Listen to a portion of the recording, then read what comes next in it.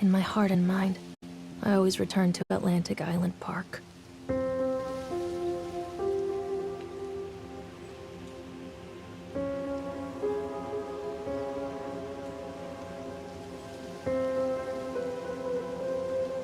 Where's Mr. Bear?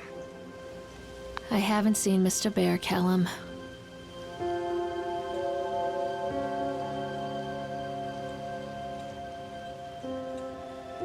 Stay in the car.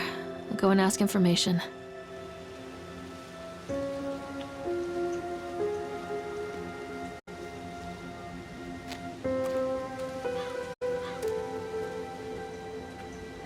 Attention, patrons. The park is now closed. Please make your way to the car park at your earliest convenience.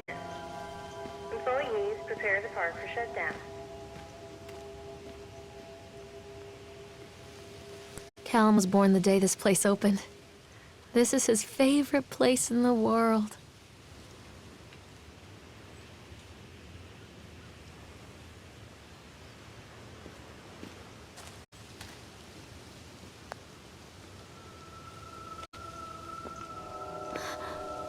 What?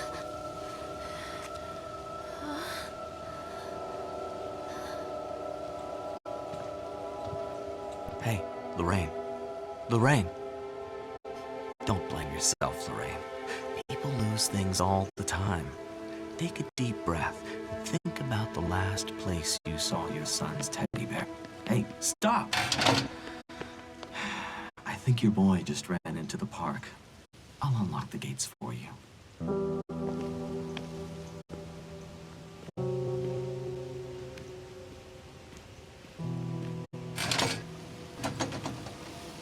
Wait for Mommy, Callum! Come on, Mommy!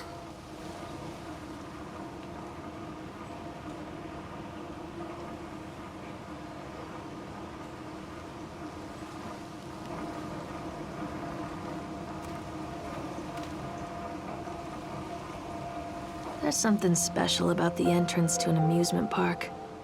A line drawn between the real world and the world of whimsy within. On this side, the apathy of our everyday lives. And on the other, anything we might dare to dream. It's no wonder Callum ran back inside. I wouldn't want to leave either. Attention, employees. The park is now closed. Have a safe journey home.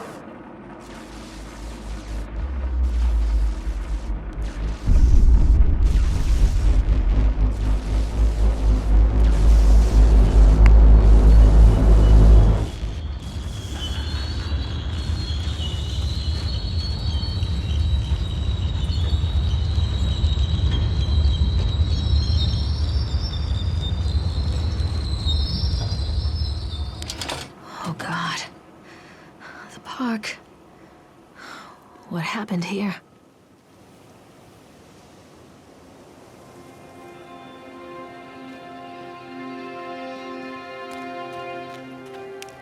You can't catch me. Stop! Callum! I'm not playing anymore, Callum.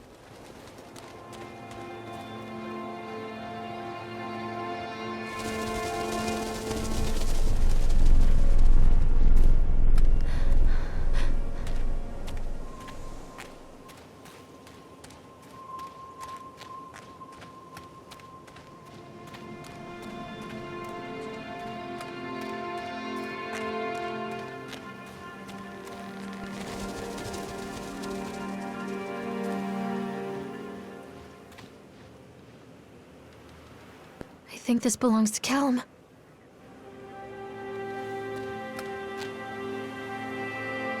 Chad the Chipmunk, huh? Just a drunk guy in a suit.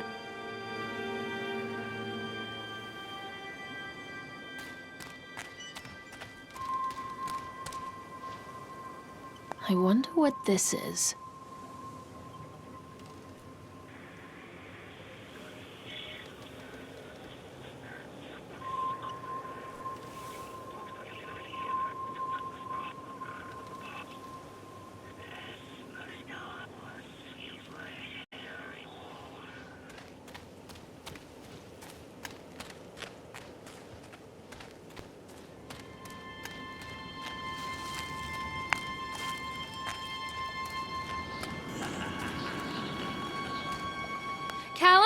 Stay where you are!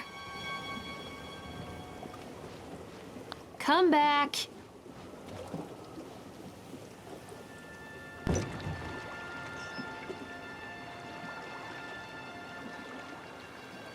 Come on, Mommy.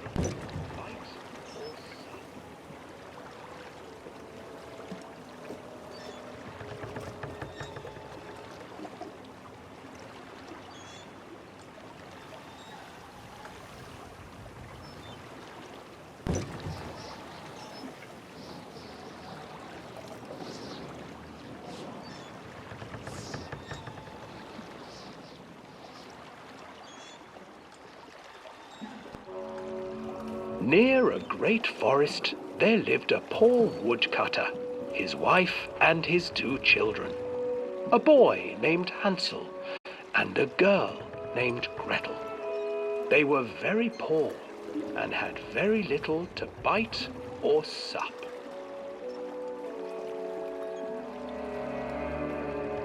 "What will become of us?" the woodcutter asked his wife one night. "I tell you what, husband, we will take the children into the thickest part of the forest tomorrow and abandon them there." "No, my wife, I cannot do that," said the man. "Then we will all 4 starve, you fool." Hansel and Gretel overheard their parents talking, and Gretel began to weep. "Do not fret, Gretel," Hansel said. He crept out of the hut and gathered white stones from the ground to fill his pockets.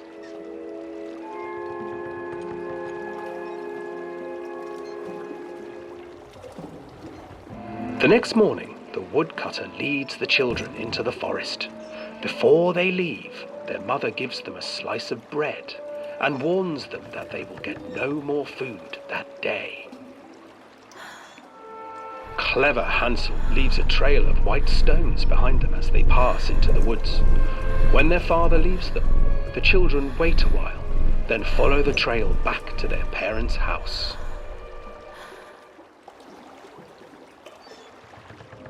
After receiving a thorough scolding from their parents for getting lost in the woods, the children are sent to bed without any supper. Hansel tried to sneak out and collect more white stones, but found that the door was locked. "Tomorrow I will take them into the woods myself," the wife told the woodcutter.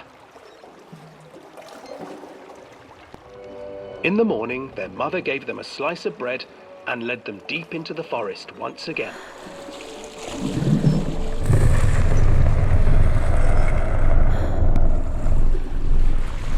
Hansel broke his bread into pieces and left a trail of breadcrumbs to lead them safely home. But hungry-eyed birds snatched up the breadcrumbs and his trail was destroyed. Abandoned by their parents and unable to find the trail home, the children wandered in the forest for 3 days.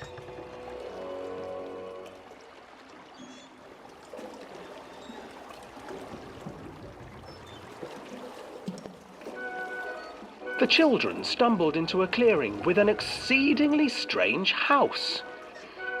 Its walls were made of gingerbread, and its windows were panes of clear sugar.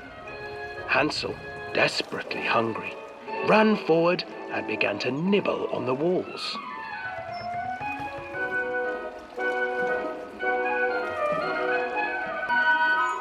"Nibble, nibble, little mouse. Who is nibbling at my house?" An old woman emerged from the house, sniffing the air and peering around with cloudy eyes. "Oh, you dear children, who brought you here? Just come in and stay with me. No harm will come to you." But Hansel and Gretel stayed back, for the old woman reminded them of their cruel mother. "Come, children, don't be afraid," I have something for you. The old woman offered them 2 enormous lollipops. The children took them and began to eat. You see, nothing to fear here. Come inside, the old woman urged, and the children, still licking their sweets, followed.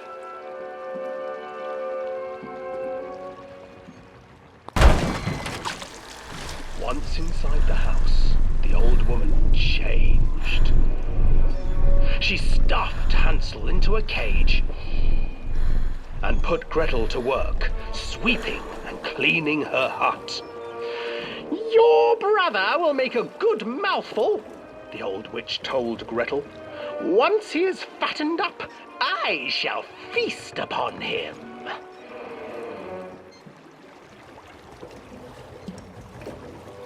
Time passed, and poor Hansel refused to eat, fearing the day that the witch would eat him.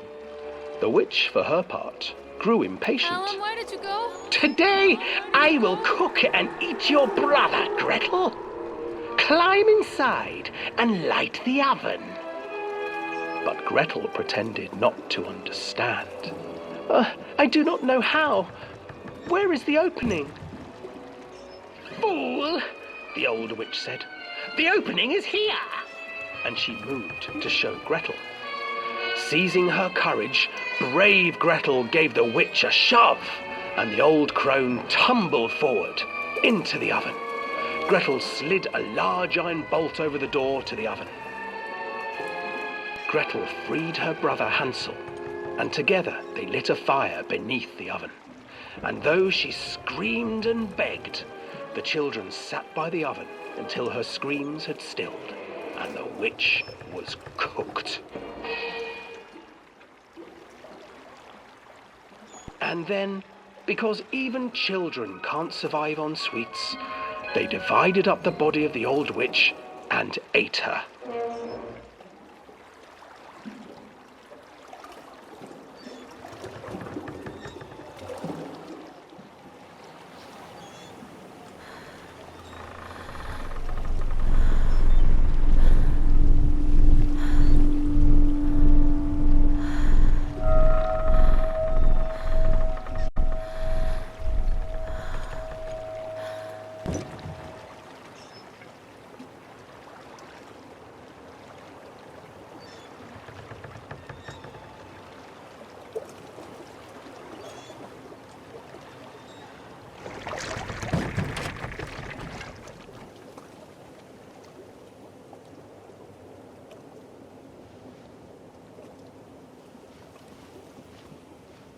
Callum! Hansel and Gretel. I used to read it to Callum when the electricity was shut off. Those poor children. The whole world against them. The forest, the birds, the old witch, even their own parents. I used to imagine that Callum and I were the kids in that story. Not mother and son, but brother and sister, hand in hand against the unkind world. We were always hungry, looking for our own house made of candy, looking for the sweetness that could take the pain away. Hunger leads people to desperate, terrible places where the tree branches reach like claws.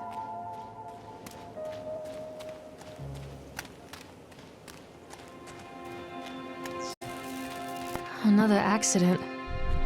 This place.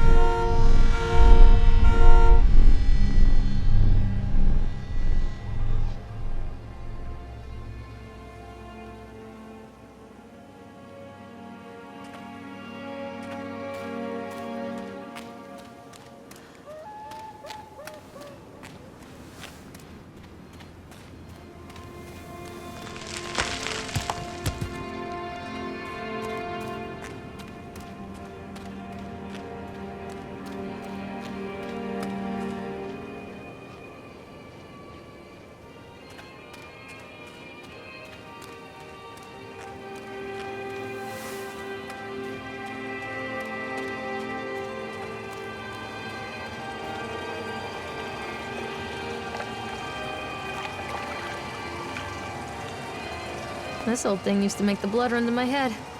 Make me dizzy. The guy just snapped. Those poor kids.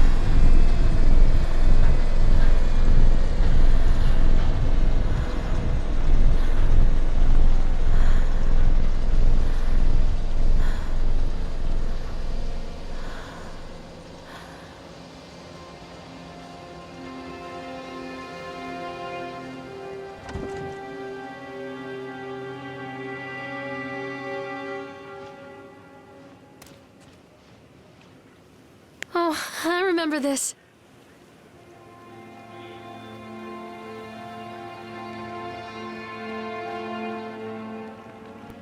Treachery hides in thoughts.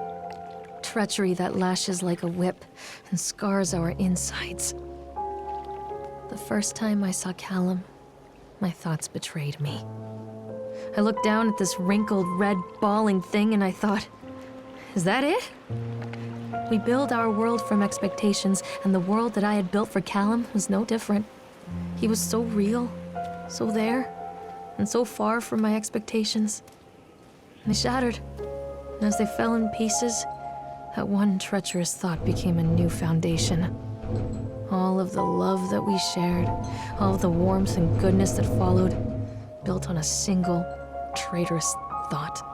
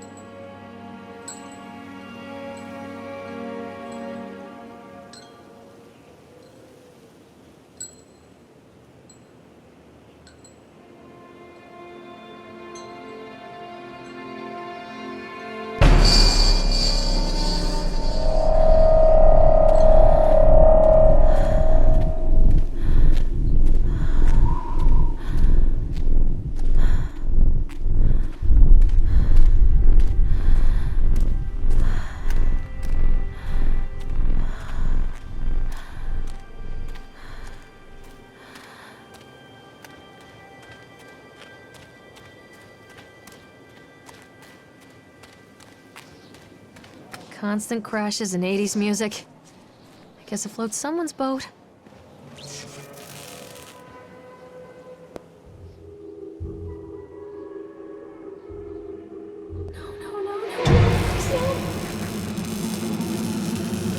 Stop, doctor! Stop it, please!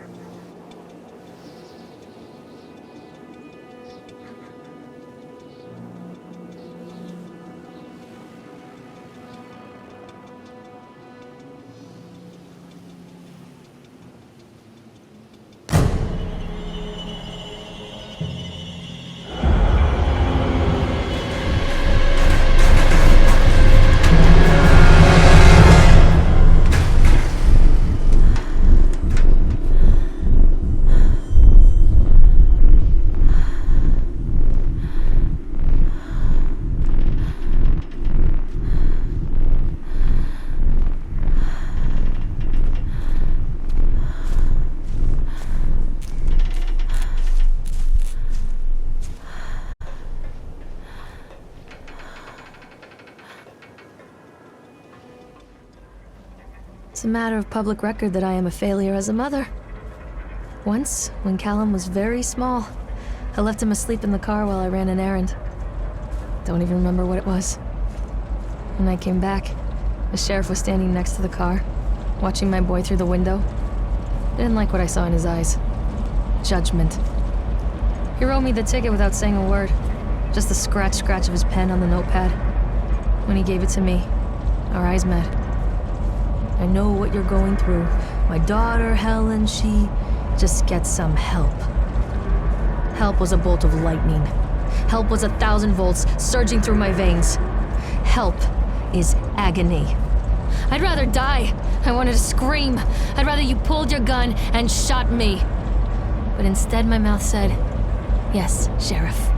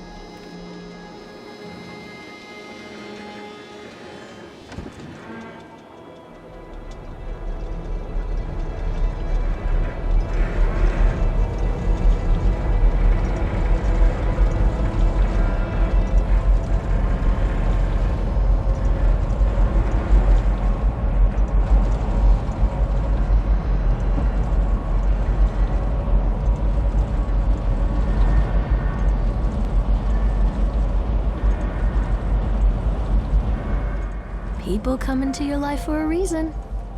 Dad used to say that before Mom ran off. After that, he mostly just drank. Things were different for Don and I. When we met, I was sweeping the floor at Susie's diner. He came in with some workers, but he didn't try to flirt or cop a feel like the others. He just ordered a coffee and sat there, watching me. When my shift was over, he offered to walk me home. I don't know how to describe that walk. We talked and laughed and eventually kissed. It felt like love. It felt like a fairy tale. I can't tell you if Callum was made that night or one of the ones that followed, but I think it has to be that night. That one perfect night. Don and I moved in together, but then, well, he died. According to the supervisor, his safety harness failed when he was working on the top of the Ferris wheel. Don was there one moment, and then gone. Sometimes people leave your life for no reason. I was 3 months pregnant with Callum. Fairy tale fucking over.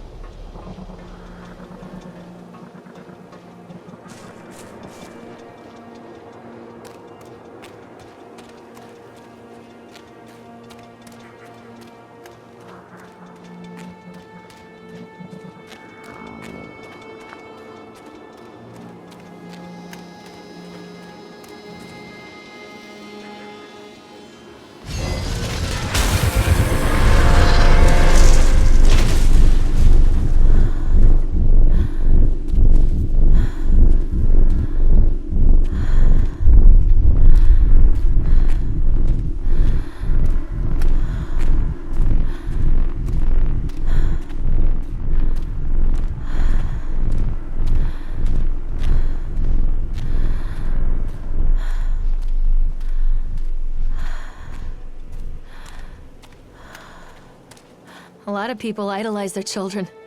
You hear them talking about their kids and just the way they talk, their fucking voices make me want to vomit. My angel likes to read, and little Johnny is so good on the piano. Fuck those people! You give up 9 months of your life carrying them, you traumatize yourself giving birth to them, and then you spend the rest of your life as their slave. Wiping asses, mopping up piss, feeding them. Little life-sucking monsters who take and take and take until... we all go insane. Any parent who pretends otherwise is just dishonest. That's called choice supportive bias. I am honest. Callum really grinds my gears, and he owes me everything. Everything. It'd serve the little fuck right if I just abandoned him. I always wanted to ride this one. Never got around to do it before.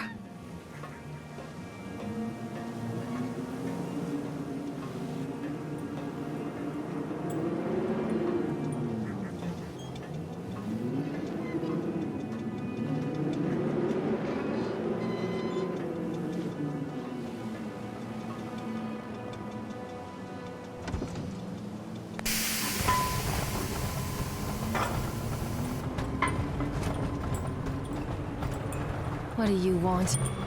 We need to talk about Callum. What do you mean? What have you done to him? That's insulting. You and your boy are everything that this place doesn't want. The antithesis of what we stand for. Where is Callum? The poor child. He tried so hard to do what he was taught. He even left you a trail of breadcrumbs. But the park is just so hungry. Tell me where my son is. The witch has him now. Has both of you. No happy ending here, I'm afraid. Just leave me alone. Fool. You always were.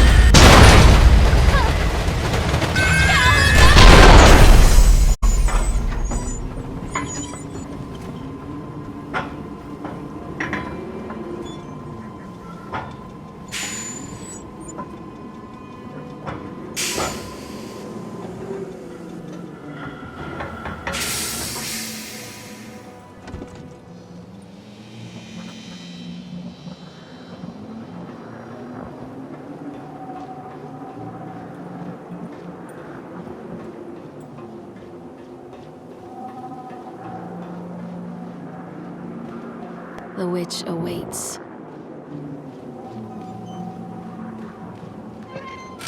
Callum has bruises on his arms, finger marks. Someone has been hurting him. I've asked him, demanded really, to know where he got the marks. But he doesn't want to answer me. Something has scared him into silence. He doesn't dare talk. He's been changing too. Something sinister lurks in the darkness behind his eyes. I catch him staring at me at odd moments. In the night, he tosses and turns and cries out words that I cannot understand. When I try to soothe him, he snaps and bites at my fingers. I think he wants to talk to me. I think he wants to tell me. But they are watching him every minute of every day.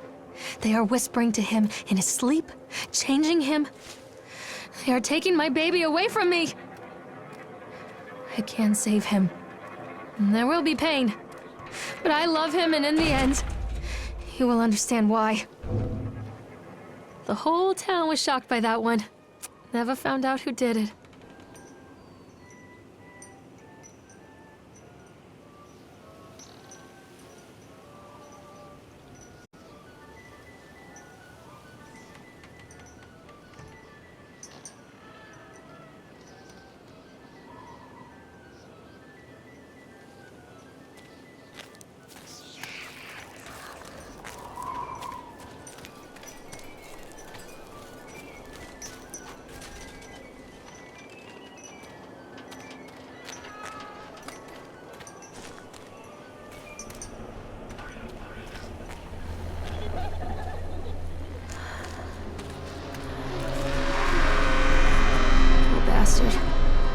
Who did this to him?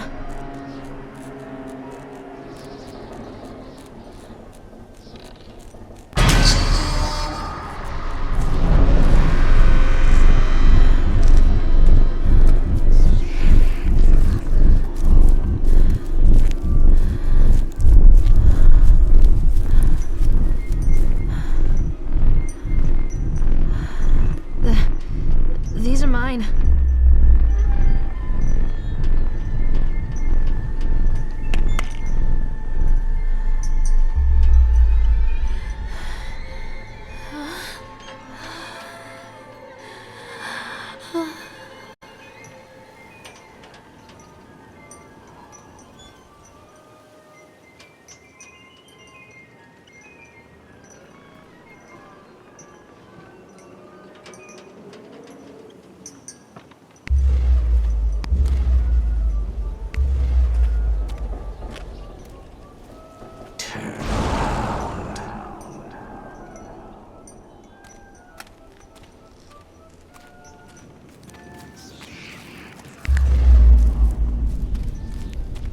Don't touch me. Callum, I'm sorry.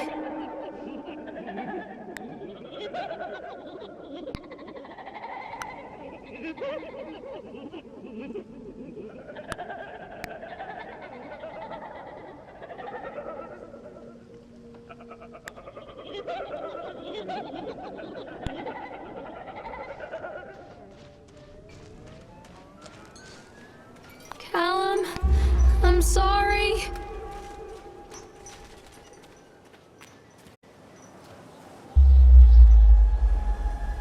Mommy, I'm scared. Oh God, no.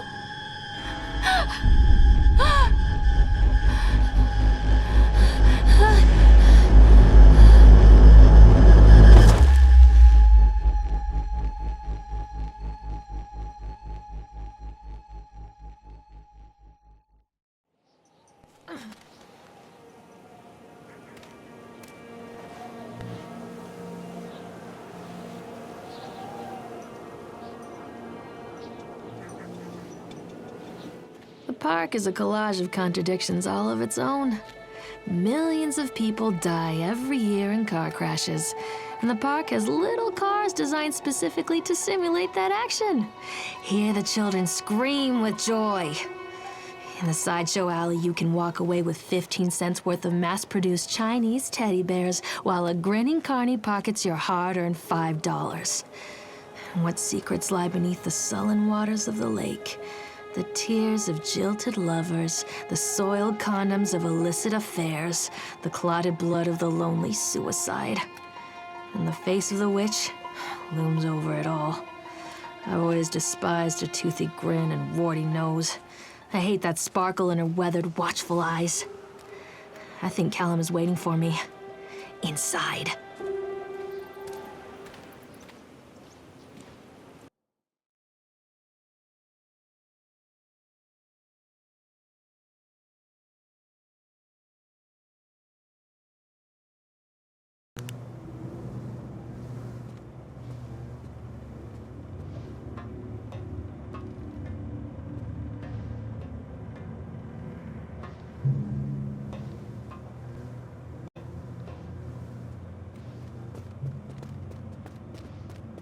What have you done with him?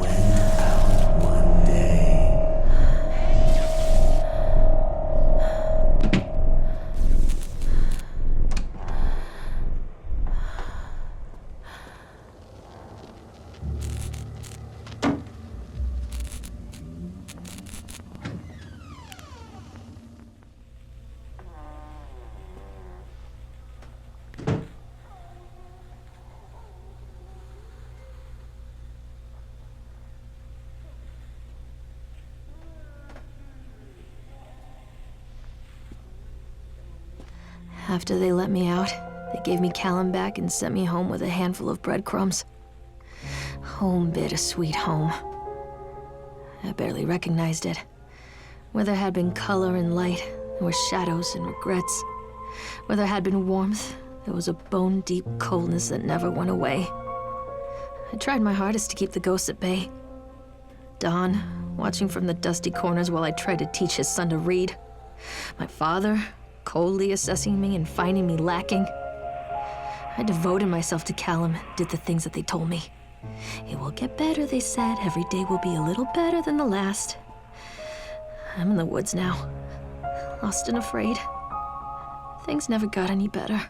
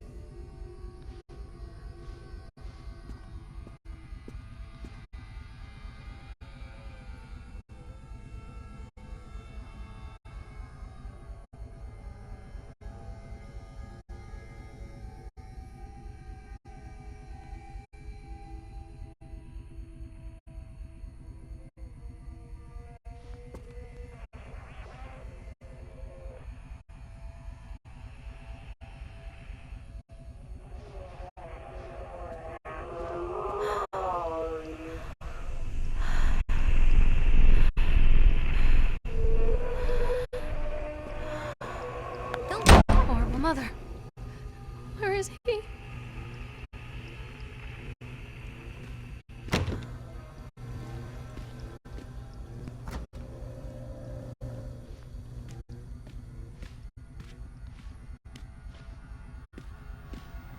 One little duck went out one day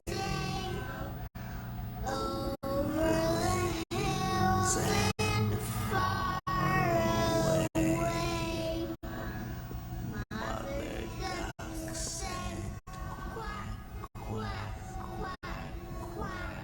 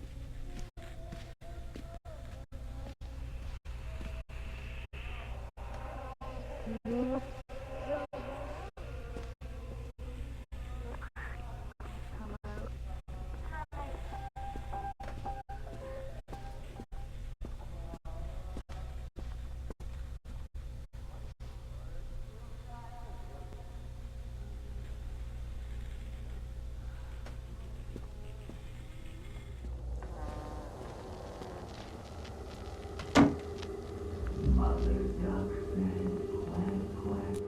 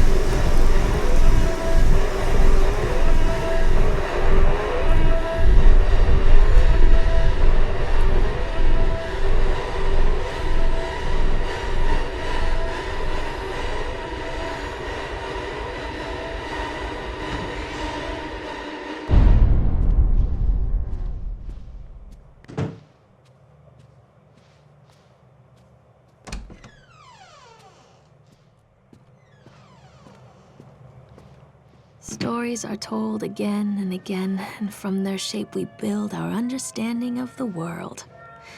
Two children are led into the woods. They are lost for a time, but then are captured by an old witch. A child goes missing in Atlantic Island Park. He wanders lost for a time before finding his way into the mouth of an old witch. In the oldest version of this story, the mother and the witch were the same person. I never wanted to be the witch, but I am, aren't I?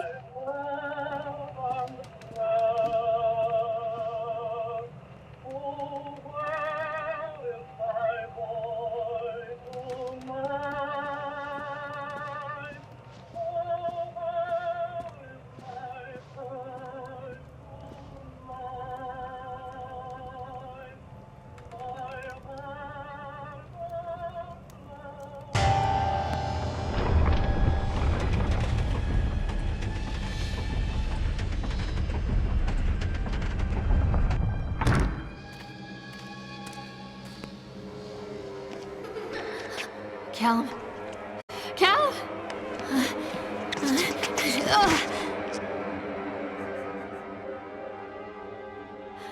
Callum? Callum? Callum!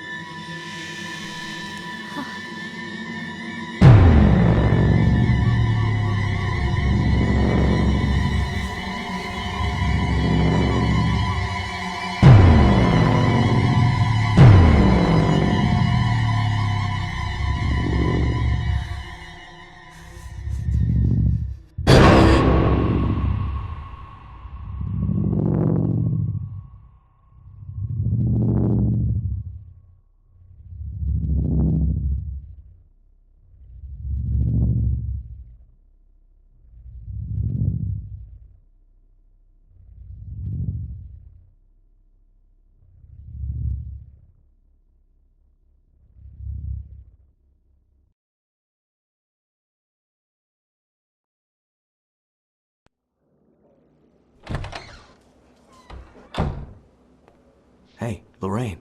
Lorraine. Don't blame yourself, Lorraine. People lose things all the time.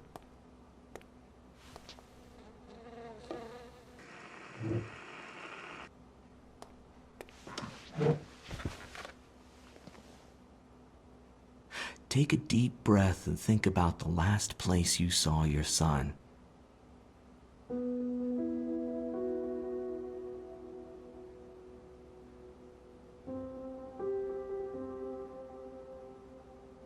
In my heart and mind, I always return to Atlantic Island Park.